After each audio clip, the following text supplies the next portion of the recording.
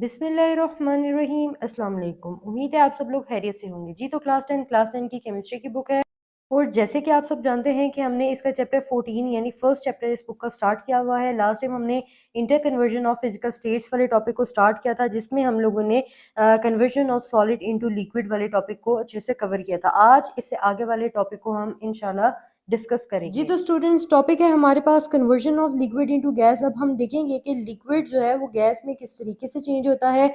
इसको आपने लास्ट तक देखना है। साथ में इंशाल्लाह हम लोग जो है वो निशान भी लगाएंगे और आपको जो है ना अच्छे से समझ भी आएगी। ठीक है, तो अभी हमारे पास लिखा हुआ है द मॉलिक्यूल्स ऑफ लिक्विड।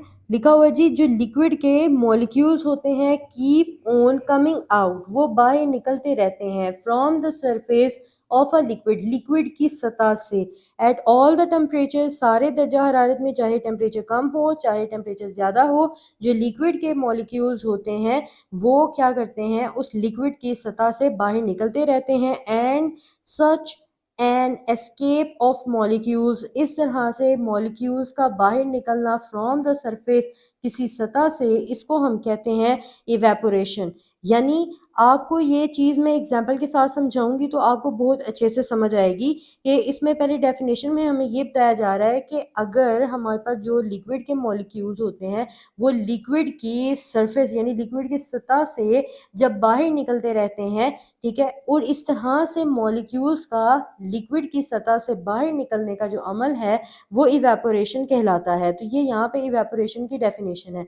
अगर आप इवेपोरेशन को एग्जाम्पल के साथ समझना चाहेंगे तो वो कुछ इस तरीके से है कि जैसे फॉर एग्जाम्पल आपने किसी प्लेट में आपने जो है पानी रखा हुआ है, ठीक है, पानी आपने किसी प्लेट में डाला है, तो कुछ देर के बाद आप देखेंगे कि वो पानी जो है वो बहुत कम रह गया है।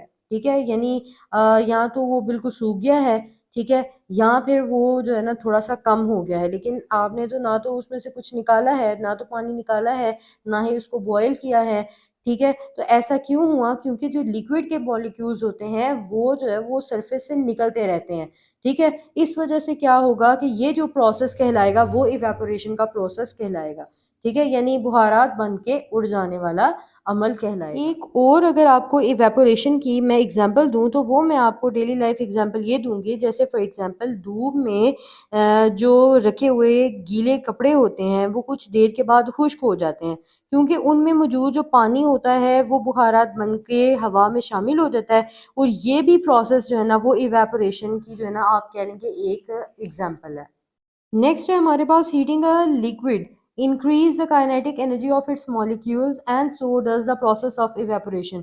तो जैसे ही कहता है कि जब आप लिक्विड को जो है ना हीट करते जाते हो, इससे क्या होता है, काइनेटिक एनर्जी जो होती है मॉलिक्यूल्स की वो इंक्रीज होती जाती है। और यहाँ पे जो प्रोसेस जो होता है वो हमारे पास कौन सा होता है, इवेपोरेशन होता है। कहते हैं हीटिंग द लिक्विड फर्दर, जैसे फिर कहते हैं मजीद अगर आप इसको हीट करते जाएंगे लिक्विड को, increase the kinetic energy so much that the interparticle force are weakened to large extent। कहते हैं कि जैसे अगर आप मज़ीद लिक्विड को हीट करते जाओगे तो क्या होगा कि जो काइनेटिक एनर्जी होगी पार्टिकल्स की वो इतनी ज़्यादा हो जाएगी कि जो हमारे पास फोर्स होगी पार्टिकल्स के दरमियान में वो कमज़ोर हो जाती है बहुत बड़ी हद तक। यानी काफ़ी हद तक जो है ना क्या होता है कि उन जो पार्टिकल्स के दरमियान में फोर्स होती है वो काफ़ी हद तक जो है ना वो कमज़ोर पड़ जाती है। फिर कहते हैं जी at this point the bubble start coming out of the liquid at a rapid pace. फिर क्या होता है कि फिर इस पॉइंट के ऊपर जो बबल्स होते हैं वो लिक्विड से बाहर आना शुरू कर देते हैं बहुत तेज़ी के साथ। At this stage if the vapour pressure of the liquid become equals to the external pressure the liquid start boiling.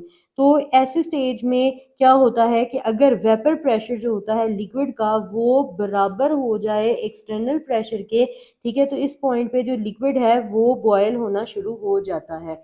ठीक है, अब आगे बॉइलिंग पॉइंट की डेफिनेशन यहाँ से लेकर यहाँ तक निशान लगाएंगे। लिखा हुआ है ऐसा temperature of a liquid, liquid का ऐसा दर्जा हरारत एट विच जहाँ पे इट्स वेपर प्रेशर, इसका जो वेपर प्रेशर होगा बिकम इक्वल्स टू एटमोस्फेरिक या फिर एक्सटर्नल प्रेशर के बराबर हो जाए, इसको हम कहते हैं, इस पॉइंट को हम कहते हैं बॉइलिंग पॉइंट। ठीक है जी। फिर कहते हैं एट द बॉइलिंग पॉइंट, फिर बॉइलिंग पॉइंट पे क्या होता है, heat provided to the liquid, जो हीट प्रोवाइड की जाती है लिक्विड को is use to convert it into gas. तो वो क्या करती है, कन्वर्ट कर देती है इसको गैस के अंदर, गैस फॉर्म के अंदर। एंड ड्यूरिंग दिस, और इस दौरान इट्स टेम्परेचर रिमेन कांस्टेंट, इसका जो टेम्परेचर होता है वो क्या रहता है, कांस्टेंट रहता है। इन अदर वर्ड्स, दूसरे अल्फाज में अगर हम ये बोलें कि the heat provided is use only, यानी दूसरे लफ्ज़ों में हम ये कहेंगे जो हीट हम प्रोवाइड करेंगे वो यूज़ हो जाती है इसको ब्रेक करने के लिए। किसको ब्रेक करने के लिए, फोर्स ऑफ अट्रैक्शन, यानी जो पार्टिकल्स के दरमियान में अट्रैक्टिव फोर्स होती है उसको तोड़ने के लिए यूज़ हो जाती है बिटवीन इट्स पार्टिकल्स। आगे लिखा भी हुआ है जो मैंने आपको पहले बता दिया। ठीक है, तो ये हमारे पास जो है क्या टॉपिक था, conversion of liquid into a gas.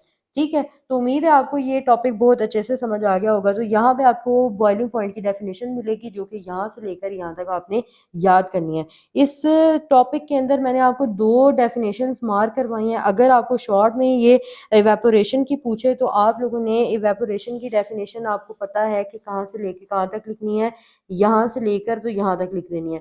लेकिन अगर आपसे पूछा जाए कि बॉइलिंग पॉइंट की डेफिनेशन लिखे, देन यू कैन राइट यहाँ से लेकर यहाँ तक। ठीक है, और अगर आपको एक्सप्लेन में पूछा जाए तो फिर आपने ये सारे का सारा ही लिखना है, क्योंकि उससे पहले वाला जो टॉपिक था वो इवेपोरेशन के टॉपिक से रिलेटेड था। अब आगे डेफिनेशन है तो ये आगे बॉइलिंग पॉइंट के आगे से जो है ना इसका टॉपिक है। ठीक है, तो ये आप लॉन्ग के साथ जो है ना ये पूरा लिख सकते हैं। अगर शॉर्ट में है तो शॉर्ट डेफिनेशन, लॉन्ग में है तो पूरा लिखेंगे। जी, तो स्टूडेंट्स नेक्स्ट हमारे पास टॉपिक है conversion of gas into liquid. अब हमने देखना है कि गैस जो है वो लिक्विड में कैसे चेंज होती है। बोला जा रहा है जी, when a gas is cooled, यानी जब गैस को जो है वो ठंडा किया जाता है तो या ठंडी हो जाती है तो kinetic energy of it's molecule decrease, तो इसके जो मॉलिक्यूल्स की काइनेटिक एनर्जी होती है वो कम हो जाती है। As the result the molecules come closer with the significant force of attraction between them. तो क्या होता है, इस नतीजे में हम कहेंगे जो मॉलिक्यूल्स होते हैं वो एक दूसरे के करीब आ जाते हैं और इनके दरमियान में जो अट्रैक्टिव फोर्स होती है वो भी इंक्रीज हो जाती है। ठीक है, फिर उसके बाद कहता है at a suitable lower temperature the increase attraction bring the molecule so close that they are change into the liquid form. अब कहते हैं कि एक हमारे पास जो सूटेबल लोअर टेम्परेचर पे क्या होता है कि हमारे पास ये जो अट्रैक्शन है वो इंक्रीज हो जाती है, जिसकी वजह से मॉलिक्यूल्स इतने करीब आ जाते हैं कि वो जो है क्या होते हैं, क्या करते हैं, लिक्विड फॉर्म में चेंज हो जाते हैं। फिर देखेंगे कहता है at a suitable lower temperature, यानी एक खास यानी मुनासिब लोअर टेम्परेचर के ऊपर। ठीक है, द इंक्रीज अट्रैक्शन, यानी ये जो अट्रैक्शन बढ़ती है, ठीक है, ब्रिंग्स द मॉलिक्यूल, ये मॉलिक्यूल्स को ले आती है सो क्लोज, इतना करीब के they are change into the liquid form. तो ये कौन सी शक्ल में चेंज हो जाते हैं, लिक्विड के फॉर्म में चेंज हो जाते हैं। This is called condensation.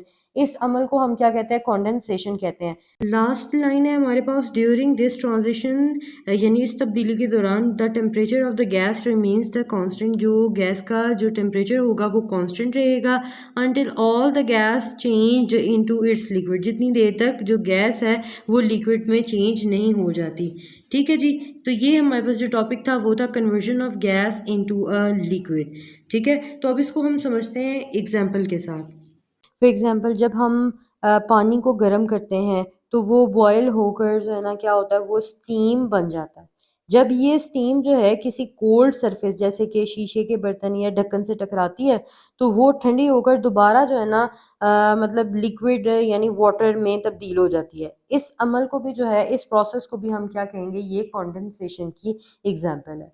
ठीक है, तो उम्मीद है आपको ये वाला टॉपिक भी अच्छे से समझ आ बात आती है जी, हमने इसकी प्रॉपर डेफिनेशन, जैसे हमें बॉइलिंग पॉइंट की, इवेपोरेशन की प्रॉपर डेफिनेशन मिल गई, तो वहाँ पे अब हम कंडेंसेशन की अगर डेफिनेशन प्रॉपर तरीके से लिखना चाहें तो वो हम कैसे लिख सकते हैं। तो वो उसके लिए आप डेफिनेशन लिख सकते हैं, condensation is the process in which a gas changes into a liquid when it is cooled. ये जो मैंने बोली है ये आप जो है वो लिख सकते हैं। ठीक है, अगर आपको ये बुक में से वो पूछ लेते हैं explain the process of condensation, then आपको ये पूरा का पूरा याद करना पड़ेगा। ठीक है जी, तो शॉर्ट डेफिनेशन मैंने आपको बता दी है। ठीक है, उम्मीद है आपको आज वाला ये जो टॉपिक है ये अच्छे से समझ आया होगा।